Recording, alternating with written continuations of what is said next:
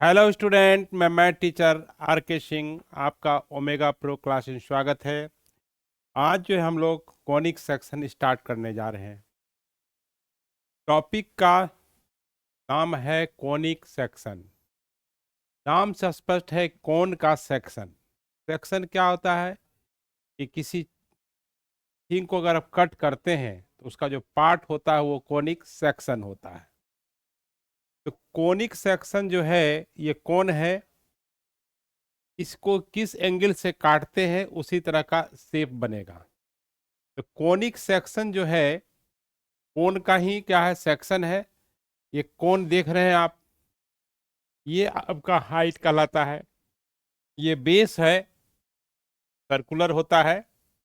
ये आपका रेडियस हो गया, ये सेंटर हो गया। इसको स्लेंट हाइट भी कहते हैं, इसको जनरेटर भी कहते हैं, क्योंकि इसी से को जो है कोनिक सेक्शन, कोन का जो सेक्शन होता है यानी जनरेट होता है। इसको सेमी वर्टिकल एंगल कहते हैं, पूरा एंगल वर्टिकल एंगल कहलाता है, ये वर्टेक्स कहलाता है। ठीक है। अब देखिए यहाँ कोनिक सेक्शन का कितना पार्ट होता है, कोन का कितना सेक्शन होता है, कितने तरीके से किस जिस एंगल से काटेंगे उसी तरह का शेप बनेगा। तो देखिए यहाँ कोनिक सेक्शन का जो पार्ट है, कोनिक सेक्शन का जो पार्ट है, कोनिक सेक्शन का कितना पार्ट होता है। देखिए कोनिक सेक्शन का जो पार्ट होता है कितना होता है, इसका 5 पार्ट होता है। 5 तरह का सेक्शन इसका हो सकता है। एक होता है pair of straight lines, pair of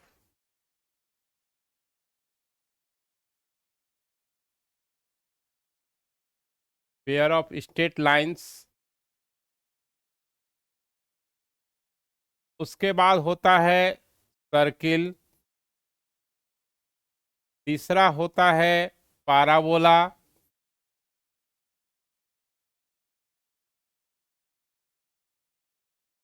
चौथा होता है ellipse.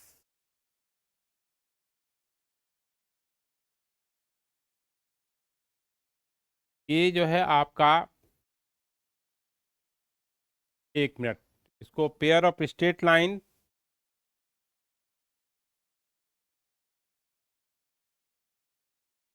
Pair of straight lines, pair of straight lines. उसके बाद सर्किल। इसके बाद पाराबोला आएगा। इसके बाद इलिप्स आएगा, इलिप्स। उसके बाद हाइपरबोला आएगा। क्या आएगा? हाइपरबोला आएगा। ये आपका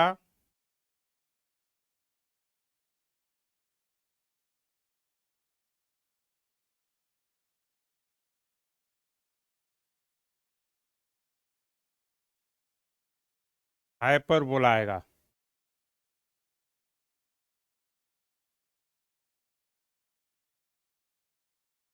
हाइपर बोला आएगा। ये 5 टाइप का सेक्शन होगा। किस एंगल पर कट कर, किस तरीके से कट करते हैं उसी तरह का शेप आएगा। ठीक है। अब देखिए इसमें क्या जानना है कि कोई भी इक्वेशन जो सेकेंड डिग्री का है ना, कोई भी इक्वेशन जो सेकेंड डिग्री का है वो कब रिप्रेजेंट करेगा उसके बारे में बताते हैं, क्या चीज है ना। तो देखिए यहां पर every equation of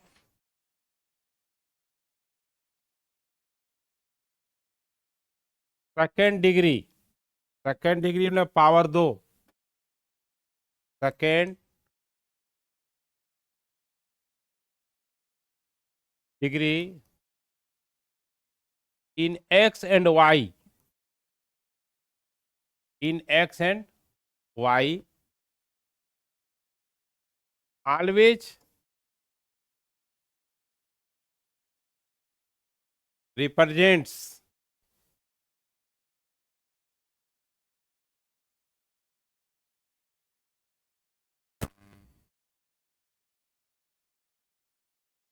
always represents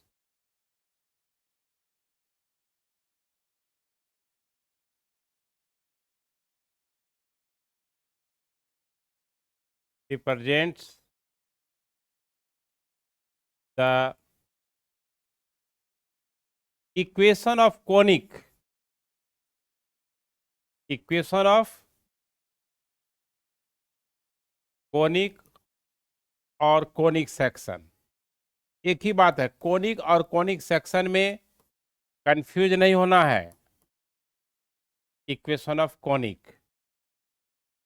यानी एक्स और वाई दोनों में इक्वेशन चाहिए। Every equation of first degree in x and y always represent the equation of conic और कोनिक सेक्शन। यहां पर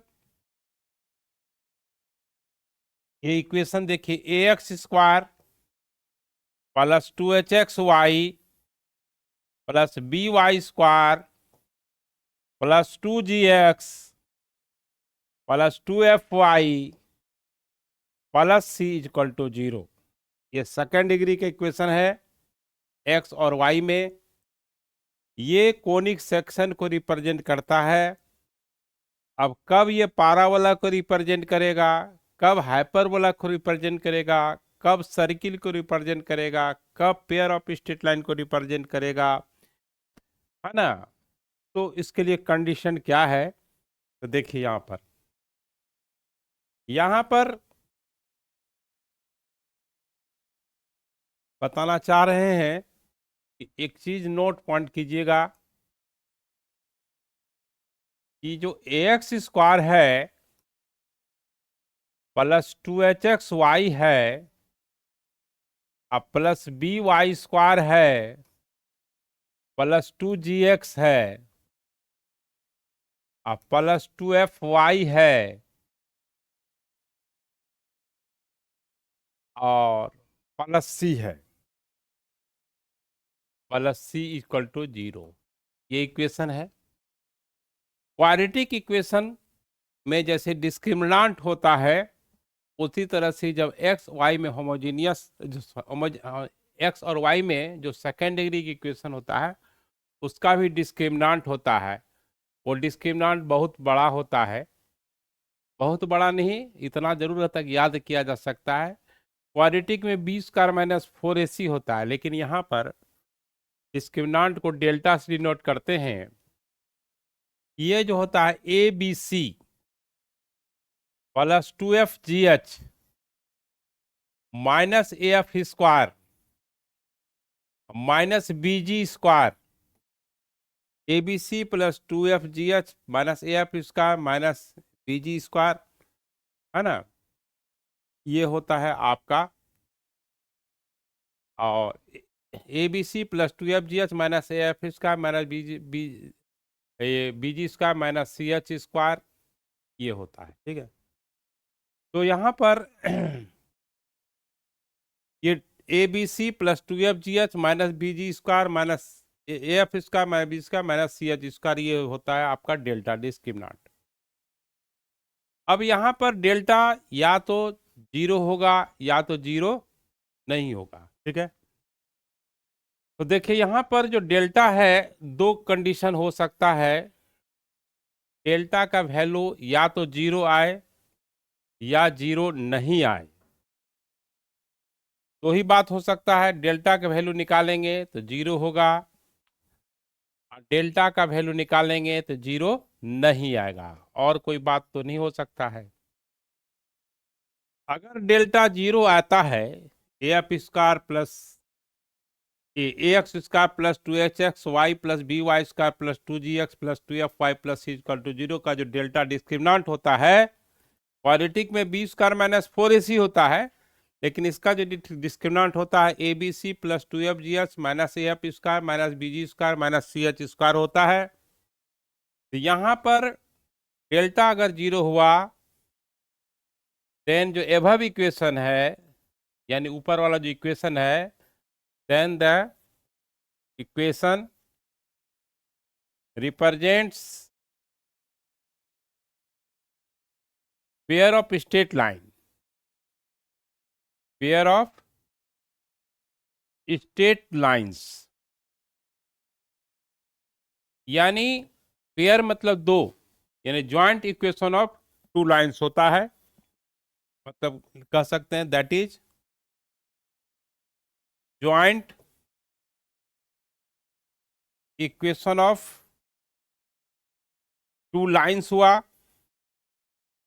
या इसको आप ऐसे भी कह सकते हैं कि combined equation of two lines और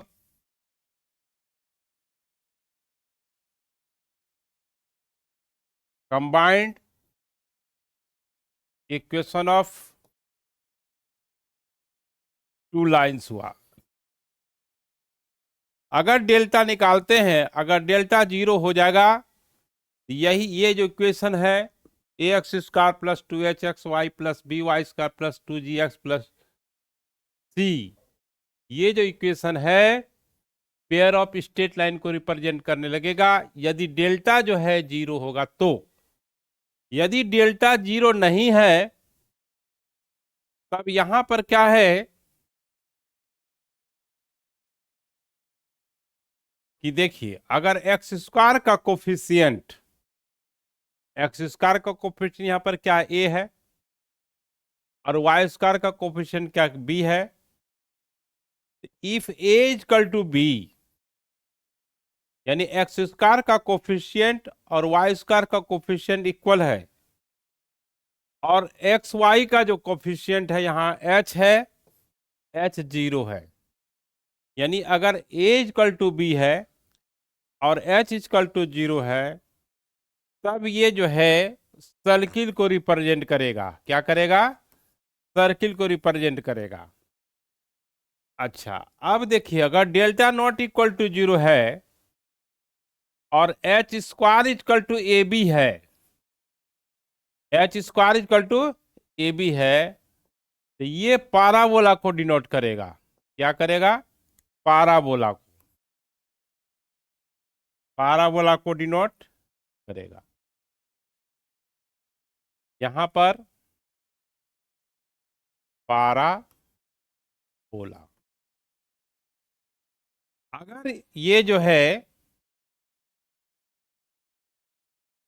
अगर एच स्क्वायर जो है लेस देन ए बी है, लेस देन ए बी है, तो ये इलिप्स हो जाएगा।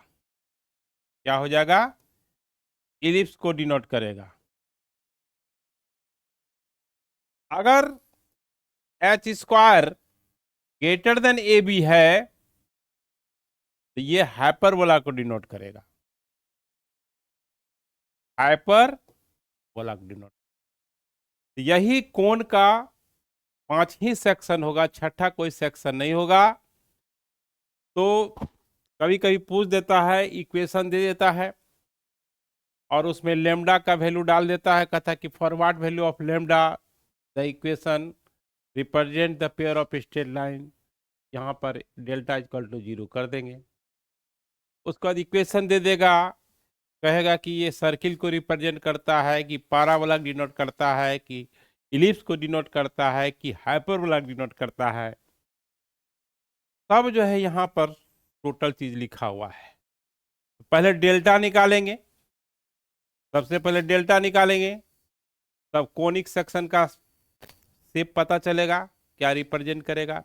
अगर डेल्टा 0 होगा तो आप बोलेंगे कि वो पेयर ऑफ स्ट्रेट लाइन को रिप्रेजेंट करेगा, या joint equation of two lines को डिनोट करेगा, या इसको कह सकते हैं combined equation of two lines हुआ।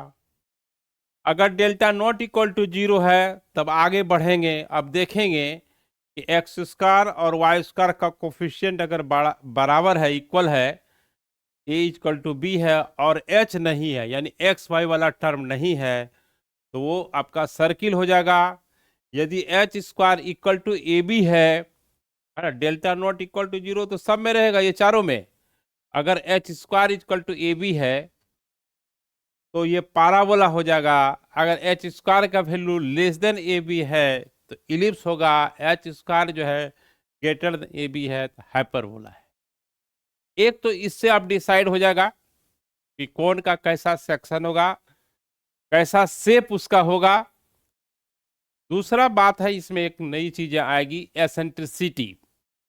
एसेंट्रिसिटी से भी पता चल जाता है कि कौन का जो सेक्शन होगा किस शेप का होगा। तो यहां पर एसेंट्रिसिटी जो है आपको जानना होगा। तो देखिए,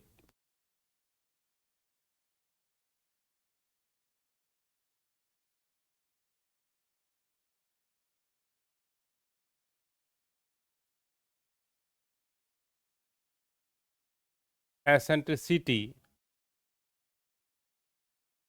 ई से डिनोट करते हैं एसेंट्रिसिटी को, ठीक है। अब यहां पर एसेंट्रिसिटी जो है एस एस होगा कि सी होगा, तो एसेंट्रिसिटी यहां पर, हाँ सी होगा यहां पर, है ना, एसेंट्रिसिटी। ठीक, ई से डिनोट करते हैं। तो यहाँ पर एसेंट्रिसिटी जो है, स्पेलिंग थोड़ा सा इसमें देखना है, एसेंट्रिसिटी, टी वाई, एसेंट्रिसिटी, थोड़ा सा इधर उधर हो गया है, एक सेकेंड एक second. Eccentricity, e double c e n, eccentricity, ठीक है, एसेंट्रिसिटी। ठीक, एसेंट्रिसिटी को ई से डिनोट करते हैं। अब एसेंट्रिसिटी जो है क्या होता है, ये बहुत इंपॉर्टेंट रोल करता है कोनिक सेक्शन में। तो देखिए यहां पर ये एक फिक्स लाइन रहता है जिसको कि डायरेक्ट्रिक्स कहते हैं। ये फिक्स लाइन जो है वो डायरेक्ट्रिक्स कहलाता है।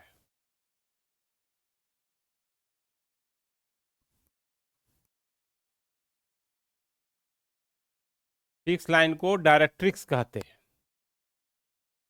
और ये फिक्स पॉइंट है जिसको कि फोकस कहते हैं। और पी एक मूविंग पॉइंट है, पीवी जो है आपका मूविंग पॉइंट है, मूविंग पॉइंट है। और ये पीएस इस फिक्स पॉइंट से और इस फिक्स लाइन से जो परपेंडिकुलर डिस्टेंस है, पीएस बाई पीएम, ये जो रेशियो होता है उसी को एसेंट्रिसिटी कहते हैं। PS by PM equal to ई,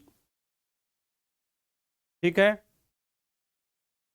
देखिए ध्यान दीजिएगा, एक फिक्स लाइन है, पी एक मूविंग पॉइंट है, इस प्लेन में मूविंग पॉइंट इस तरह से मूव कर रहा है कि इस फिक्स्ड पॉइंट से, जिसको फोकस कहा जाता है, फिक्स पॉइंट को क्या कहा जाता है, ये फिक्स पॉइंट है, ये नहीं कहीं ये घूमता है, ये मूव नहीं करता है, ये फिक्स पॉइंट है। Fix point, fix point focus कहलाता है, ये मूविंग पॉइंट है। यही एसेंट्रिसिटी कहलाता है।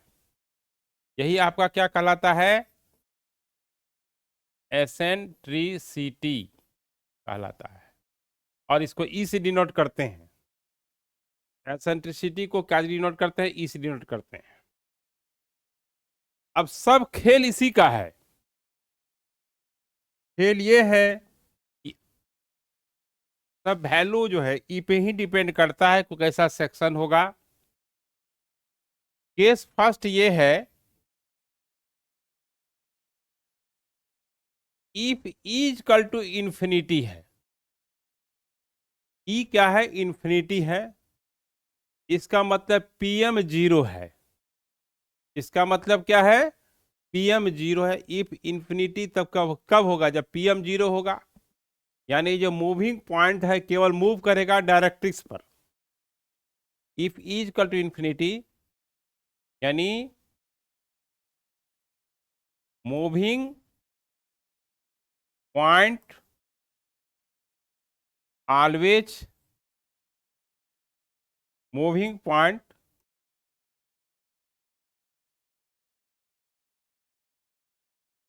Always lies on directrix. Directrix जो है एक फिक्स लाइन है। Then locus of point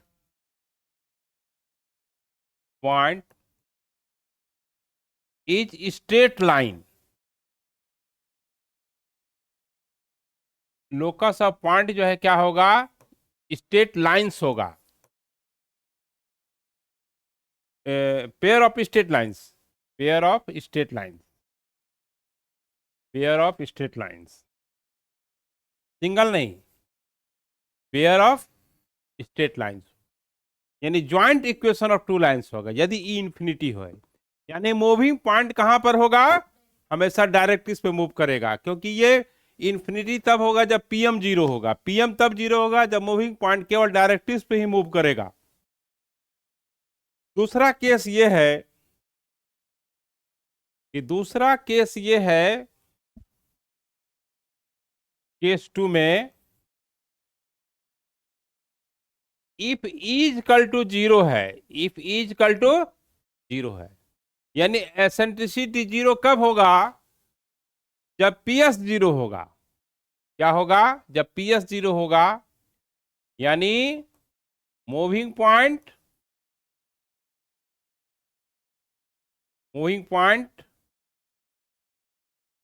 on fixed point है ना, जब फिक्स्ड पॉइंट पर होगा तब ही ई जीरो होगा। पीएस जीरो कब होगा, जब पी और एस सेम होगा।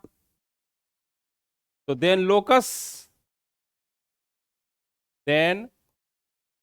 Locus of point is circle. Case three में अब क्या होगा,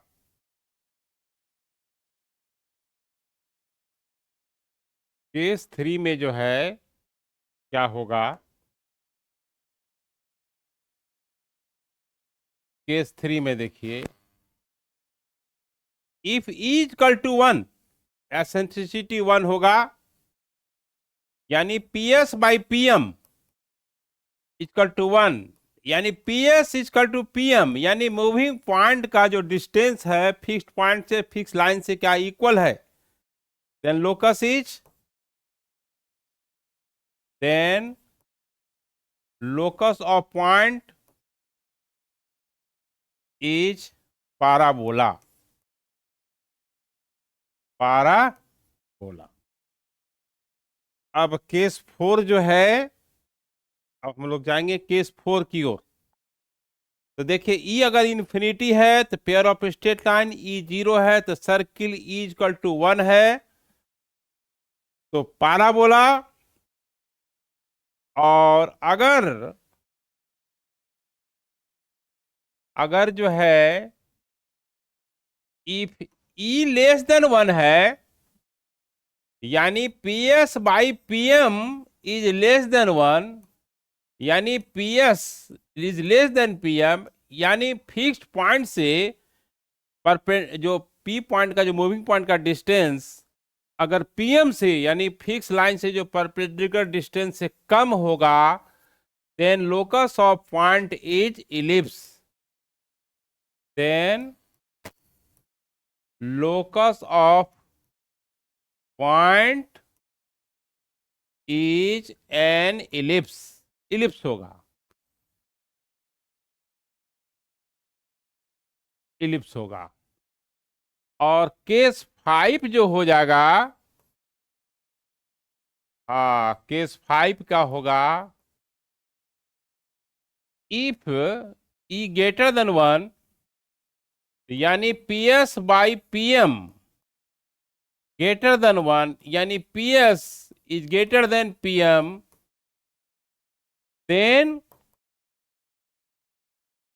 then locus of point is hyperbola. Hyperbola तो सब कुछ एसेंट्रिसिटी डिनोट करता है। जैसे अगर इफ इज इक्वल टू दे दिया कि आपका 3/2 है, तो ई का जो 3/2 जो है 1 से बड़ा है कि छोटा है?